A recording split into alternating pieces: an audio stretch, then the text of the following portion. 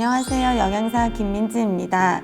급식은 맛없다, 급식은 똑같다 라는 편견을 깨기 위해 다양한 식단을 구성하고 학생들과 소통해서 급식 만족도를 높이기 위해 노력했습니다.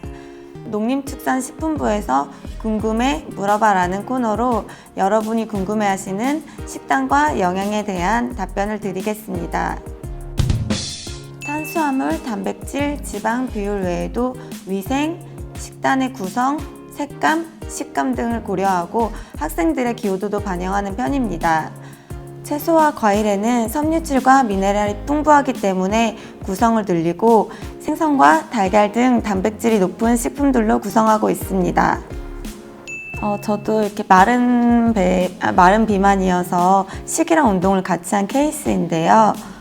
체중 관리를 염두에 두고 식단 관리를 하시는 분들은 지방이 안 좋은 것이라고 생각하고 식단에서 아예 제외시키는 경우가 있는데, 오메가3나 불포화 지방산은 신장 건강을 증진시키는 좋은 효능이 있어 식단에 포함하시는 것이 좋습니다. 해당 식품으로는 연어, 아보카도, 견과류 등이 있습니다. 간편식으로 된 과일과 채소들은 자연 상태에서 보유하고 있던 섬유질을 잃어버리고 원재료에서 영양 손실된 경우가 많아 신선한 과일과 채소를 섭취하는 것이 좋습니다. 극단적으로 탄수화물 섭취를 줄이게 되면 쉽게 피로하고 일상생활 중 집중력이 떨어지기 때문에 고구마, 현미와 같은 건강한 탄수화물을 섭취하는 것이 좋습니다. 또 한 끼 식사 밸런스를 확인하기 위해서 앉아서 식사하고 작은 식판이나 그릇에 담아서 1인량을 확인하는 것이 좋습니다. 탄수화물, 단백질, 지방 골고루 구성된 컬리플라워 라이스와 닭가슴살, 채소 등 이용해서 볶음밥을 만들어 보는 것도 추천드립니다. 파주증 세경고 학생들도 채소는 선호하지 않고 기호도가 낮았습니다. 어떻게 하면 학생들이 남기지 않고 먹을 수 있을까 고민하다가 레시피를 변경해서 제공했는데 학생들이 남기지 않고 맛있게 먹었던 기억이 있습니다. 냉장고에 있는 나물을 잘게 다져서 피자 소스, 쌀가루, 치즈와 함께 만든 나물 피자전, 단백질이 풍부한 훈제오리와 곤드레 나물로 만든 훈제오리 곤드레 김밥, 견과류 케일쌈밥과 고등어를 쪄서 만든 고등어 쌈장, 시금치와 브로콜리를 갈아서 만든 코코넛 커리가 있었습니다. 평상시 먹는 메뉴들이지만 레시피를 변경해서 조리하면 아이들도 거부감 없이 잘 먹을 수 있습니다. 오세리님입니다.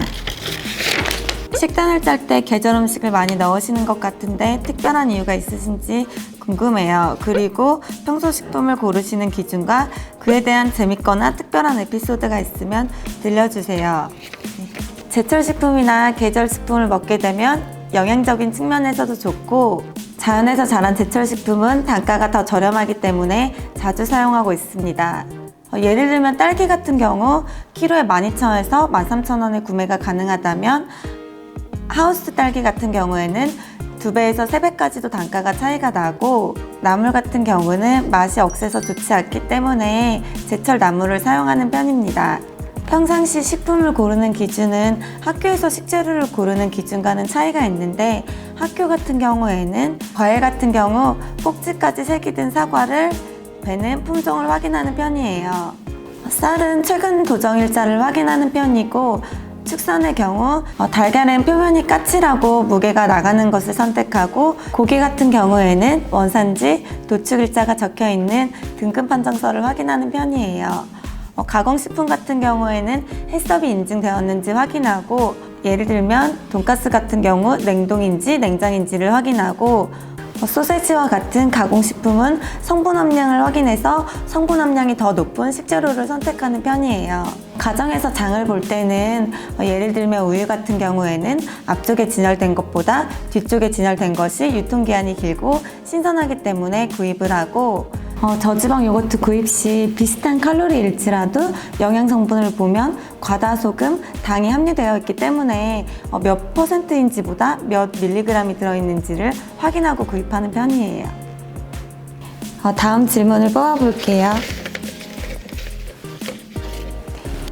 이지양님입니다. 아침을 꼭 먹는 편이라 출근할 때 시간에 쫓기지 않으면서 간편하게 영양 있는 식사할 수 있는 식단을 알려주세요.